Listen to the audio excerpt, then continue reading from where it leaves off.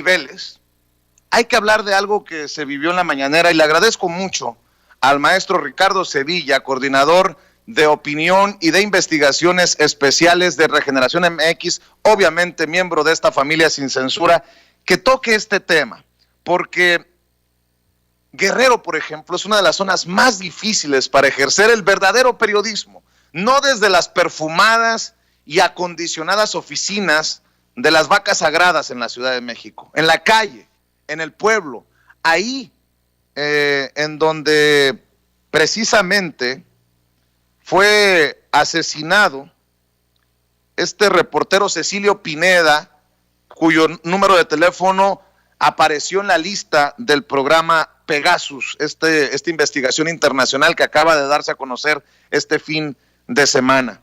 Te agradezco, Ricardo Sevilla, que vayamos a abordar esto que le duele a los de los medios tradicionales, hablar del periodismo de ficción y los verdaderos periodistas que arriesgan la vida. Te mando un abrazo, Ricardo, feliz inicio de semana.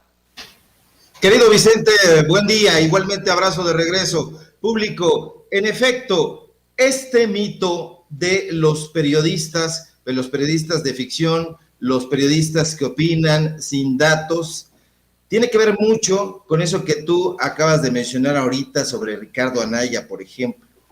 Todo esto va ligado. Cuando vemos la promoción de estos personajes, una promoción a favor o en contra de tal o cual tema, nos damos cuenta que tienen el rótulo de Letras Libres, el rótulo de Nexos, porque nada más hay dos supuestos intelectuales, en realidad ideólogos, que se encargan y que se han encargado desde hace mucho tiempo, desde hace décadas, de construir la narrativa contra la izquierda. Estos personajes tienen a un grupo de periodistas, en realidad sicarios de la pluma, en realidad empleados de corporativos, de monopolios de la comunicación, para difundir esta narrativa, esta serie de afirmaciones que ellos quieren presentar como verdades. Esta periodista que se presentó durante la conferencia mañanera allá en Guerrero, en efecto, pone en perspectiva algo que a lo mejor nosotros que nos dedicamos al periodismo ya lo sabemos, ya lo notamos, lo padecemos, pero la gente no. La gente sabe lo que se queja Loret.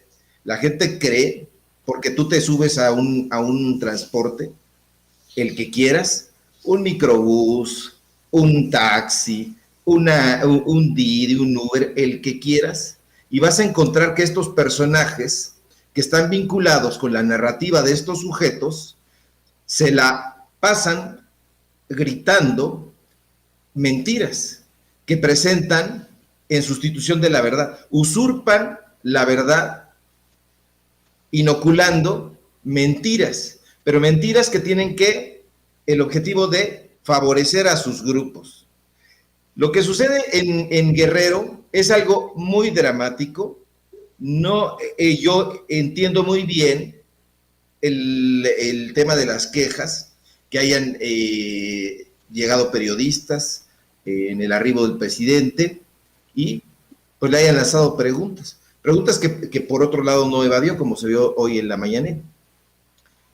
Hay periodistas y opinadores, querido público, y estos personajes no tienen nada que ver con el periodismo, tienen que ver todo con la visión empresarial de un grupo, son oficinas de vocería, coordinaciones de comunicación social que tienen la función de defender el negocio, de defender el changarro, todas las cosas horripilantes que haga Grupo México, las cosas horripilantes que haga el Grupo Ángeles, van a ser bien vistas por los empresarios que, pues, pagan evidentemente, pagan a estos supuestos periodistas para que difundan un hecho. Y ese hecho, generalmente, es una mentira. Si nosotros hiciéramos el recorrido cotidiano de revisar estas supuestas noticias, nos daríamos cuenta de que la mayoría de ellas no son. Quienes han trabajado en la redacción de periódicos, y esto lo tiene que saber el público, se dará cuenta que el grueso de la información que aparece ahí, aparece en todas partes, porque los periódicos y cualquier medio de comunicación basa su sustento informativo en agencias de noticias. Entonces, las agencias de noticias tienen las notas y los periódicos las recuperan y como se dice en el argot periodístico, les dan la vuelta. Prácticamente no existe, dentro de los medios de comunicación tradicionales o así llamados, periodismo de información, periodismo de investigación. Eso no existe. Existen filtraciones, pero el periodismo de información no existe. Está ausente. Solamente se investiga mediante una orden expresa. En Excelsior... Maestro, sí. Maestro, ¿puedo agregar algo a lo que estás exponiendo? Claro. Acabo de leer a Jairo Calixto Albarrán, también miembro de esta familia sin censura, el maestro Jairo Calixto Albarrán, y con su muy particular sentido del humor escribe, con su ironía, con su sarcasmo. ¿Por qué será que en las listas de personas espiadas calderónica y peñísticamente por Pegasus no aparecen esos personajes que se autodenominan críticos eternos del gobierno, como Krause, Broso, Latelles, Aguilar Camín, Jorge Castañeda y un chingo más? Ahí te la dejo de tarea, maestro. Sí, es evidente porque todos estos sujetos tienen un pacto. Ahora que nosotros estamos haciendo el periodismo que damos a conocer aquí en Sin Censura, en Regeneración y en otros medios, que de alguna manera nos hemos ido juntando, y eso también es una parte muy importante, muy interesante, porque está en gestación un grupo de periodistas, de intelectuales, que estaban trabajando de manera aislada en el interior de la República, como lo dice. A lo mejor nosotros estamos utilizando mal ese término y el interior somos nosotros porque vivimos en el centro. Bueno,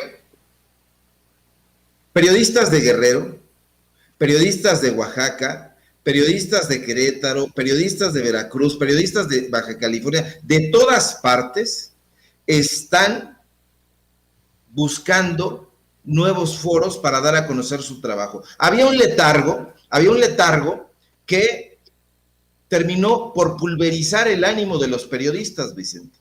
Durante tantos años se les cerró la puerta en la cara en estos medios de comunicación que incluso muchos se tuvieron que dedicar a otra cosa y abandonaron el periodismo, abandonaron la literatura, porque estos grupos, Krause, Aguilar Camín y toda su pirámide, porque tienen incluso una pirámide de jerarquía, donde tienen estos tipos que son los dueños y directores y subdirectores, y como si fueran una pirámide social en sí misma, han construido ellos su dictadura.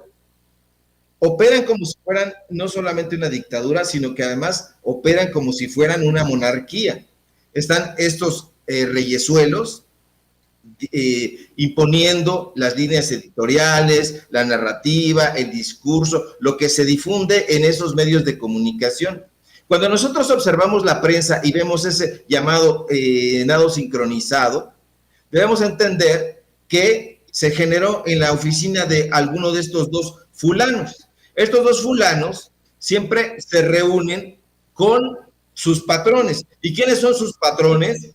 Bueno, pues hay que tener un poquito de sentido común y al revisar letras libres, pues los que aparecen ahí, ellos son sus patrones. Toda esta publicidad que le dan de los estados, que le dan de la UDG, que le dan de la Feria Internacional del Libro de Guadalajara, pues nos van a revelar quiénes son sus patrones, con quiénes firman contratos y con quiénes se adhieren a una verdad.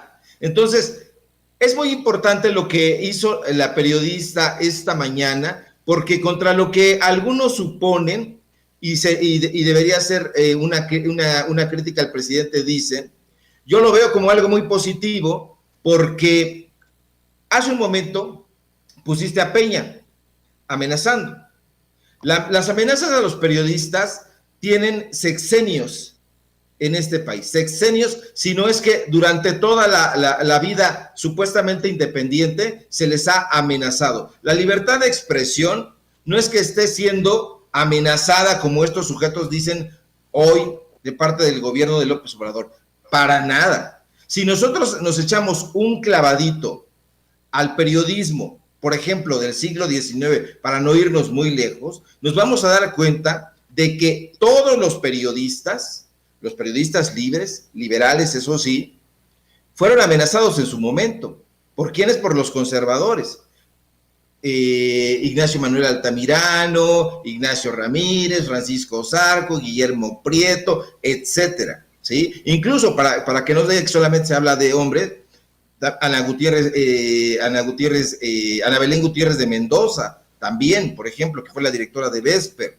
Entonces, siempre ha habido un intento por parte de los sectores conservadores de inhibir la libertad de expresión, y eso dura hasta este momento. Y si somos más rigurosos, vamos a ir, por ejemplo, a las expresiones que estos tipos tienen hoy, y nos vamos a dar cuenta de que son prácticamente robadas del discurso elitista que ya aparecía en las novelas decimonónicas por parte de los conservadores, y que incluso también en el periodismo que se practicó en esa época, los liberales no se libraron, no salen tan librados, porque también son clasistas y son racistas, y sus personajes son, por ejemplo, los protagonistas son los rubios, son los de ojos claros, son las mujeres de cabellera plateada, etcétera, dorada, perdón. Entonces, este clasismo existe en toda la narrativa, pero no solamente dentro del ámbito de la ficción y del ámbito literario, porque ha saltado a la población. Entonces, esta máxima de divide y vencerás, estos sujetos la tienen muy clara.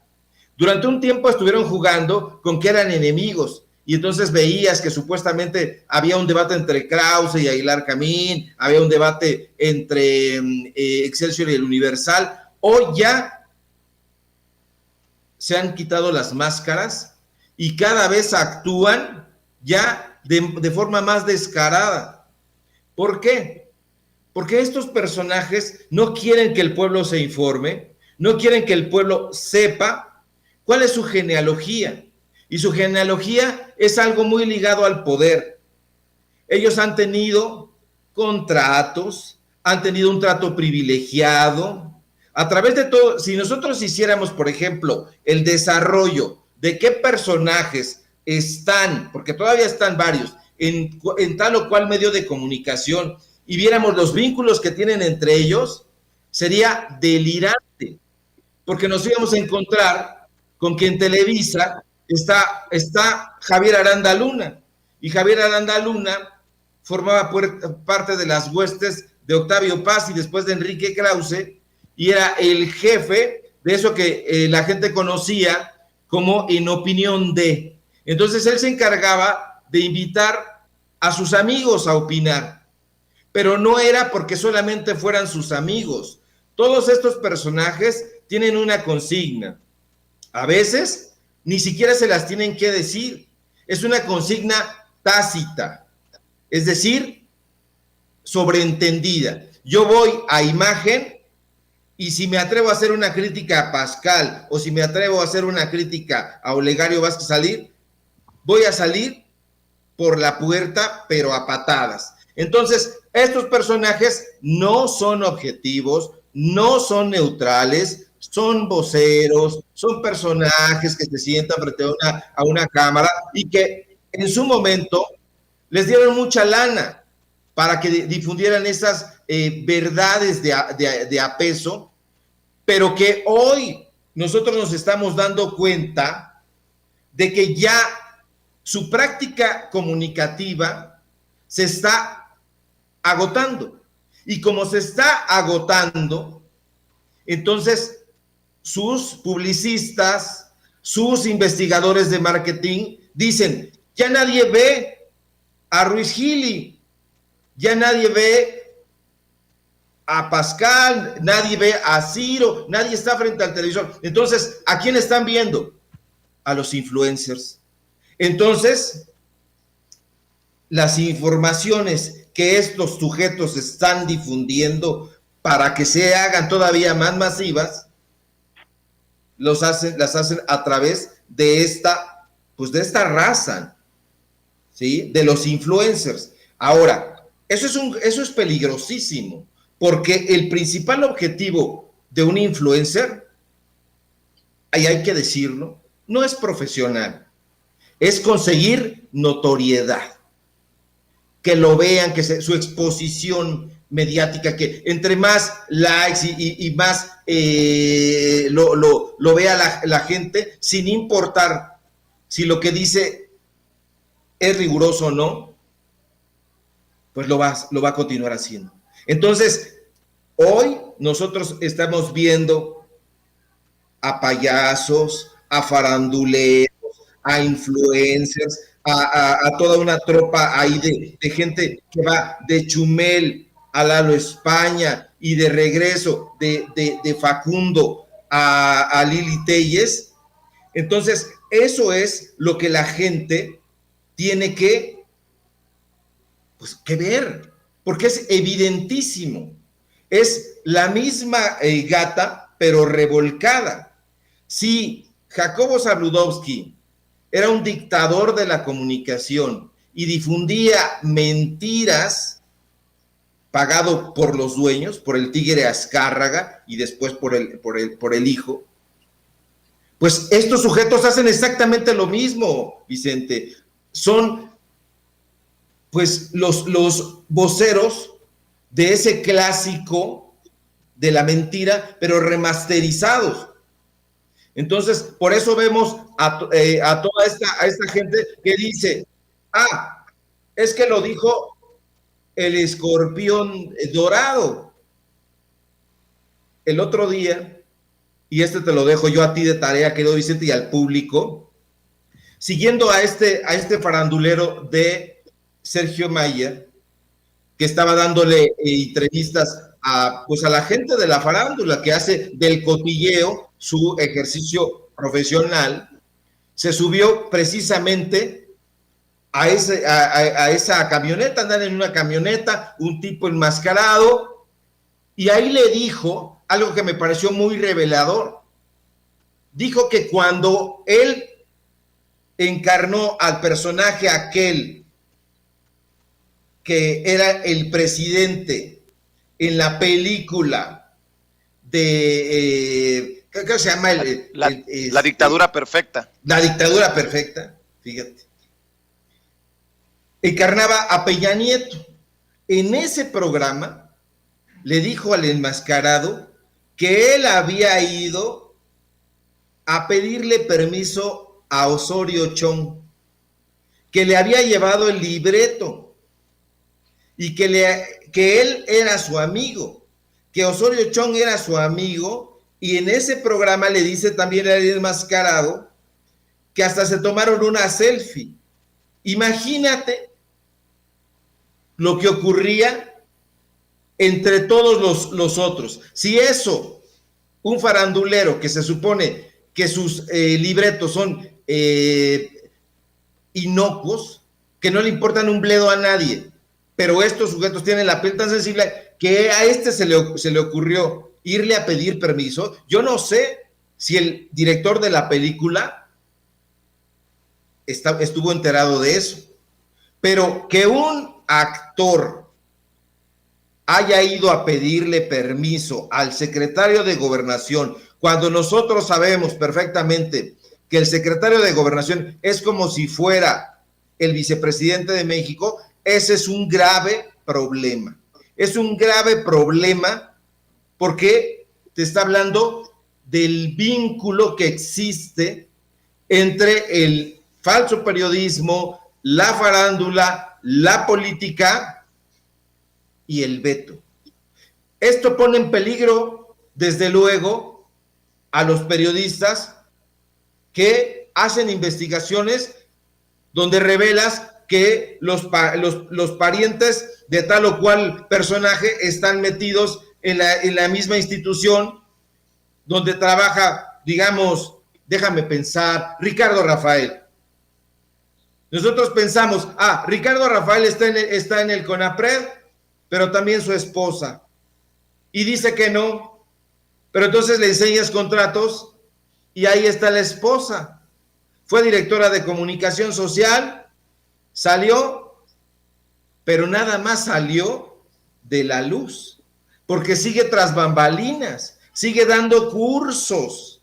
Imagínate nada más la cara que tiene que tener esta pareja, porque dan cursos sobre la veracidad de las noticias, para que no te dejes engañar por las fake news, para que estés muy alerta y no te vea la cara el informante que tienes enfrente. Y ellos lo dan viéndole la cara a la audiencia. Entonces, esto me parece delirante y es muy importante que en esta cuarta transformación el presidente y el resto del gabinete está muy ocupado, y me parece muy bien que así sea, tratando de llevar a cabo una honda transformación en lo referente a la política social, a la política educativa, a la política económica, pero también tiene que haber una transformación en la política cultural. Este país y ningún otro va a poder salir adelante si no tiene un sólido sistema cultural, porque la cultura tiene todo, valores, ética. Entonces, si no tenemos a un pueblo educado, vamos a tener a un pueblo ignorante en sus dos acepciones. Ignorante de que no sabe un cacahuate e ignorante de que ignora, lo ve, pero no lo pela, no le hace caso, y eso es ignorar, ¿sí? Entonces, la tarea que nosotros tenemos en Sin Censura, en Regeneración y en todos estos espacios, pues es darle a conocer a la gente, aportando nuestro granito de arena a eso que en consenso se ha denominado la verdad, porque de otra manera los periodistas van a seguir teniendo esos problemas, y se trata ahora de escoger el buen grano de la basura. ¿Por qué, Vicente? ¿Por qué, público? Porque necesitamos los periodistas independientes y serios proteger a nuestro gremio, proteger nuestra credibilidad, y esta gente como la que tú pones y que lo haces muy bien, querido Vicente, te felicito, poniendo sus dichos, pues los desenmascara, porque están desalentando la participación o intentando desalentar la participación de la ciudadanía en la próxima consulta. Y eso no puede suceder, no podemos dejarnos, ya no hay que permitir que nos inoculen este tipo de desalientos. ¿Por qué? Porque necesitamos como sociedad cerrar ese ciclo. ¿Y cómo vamos a cerrar ese ciclo? Castigando a los responsables de los asesinatos, de las omisiones, de las corruptelas. ¿Y estos responsables quiénes son? Los expresidentes. Yo creo que cualquier persona que ha recibido algún tipo de delito en su contra, llámese el delito que sea, robo, homicidio, privación de libertad, quiere no venganza, ojo, no venganza, que se aplique la ley y que el responsable vaya a la cárcel. ¿Por qué no va a suceder lo mismo con los expresidentes y en general con los políticos? Porque yo creo que este ejercicio va a sentar un precedente para que más adelante ya se pueda juzgar como debería ser a todo mundo, que nadie se vaya impune a sus residencias o que se ande paseando con las pensiones todavía millonarias, pues que paga el pueblo mexicano. Querido Vicente, te mando un abrazo. Y claro que sí, maestro. Muy interesante el análisis que realizas y creo que es importante en estos tiempos que estamos viendo y viviendo. ¿Por qué no cerramos invitando a la gente a las redes para que también estén al pendiente de lo que están publicando en Regeneración MX, querido Ricardo?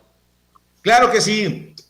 Síganme por favor en @SevillaCrítico, que es mi cuenta de Twitter, en Facebook Ricardo Sevilla, así nada más, y desde luego, como dice mi querido Vicente, en Regeneración MX, donde estamos publicando todo lo que tiene que ver con las notas del día. Ya nos estamos ampliando más, entonces ya tocamos temas de todo tipo, deportes, incluso farándula, pero desde otra perspectiva, nada que ver con Televisa, TV Azteca, ni nada de eso, siempre críticos y desde luego un equipo de opinión muy sólido y nuestras investigaciones especiales. Nos vemos mañana, un abrazo, excelente tarde. Gracias, es Ricardo Sevilla, coordinador de opinión e investigaciones especiales de Regeneración MX. Y miren,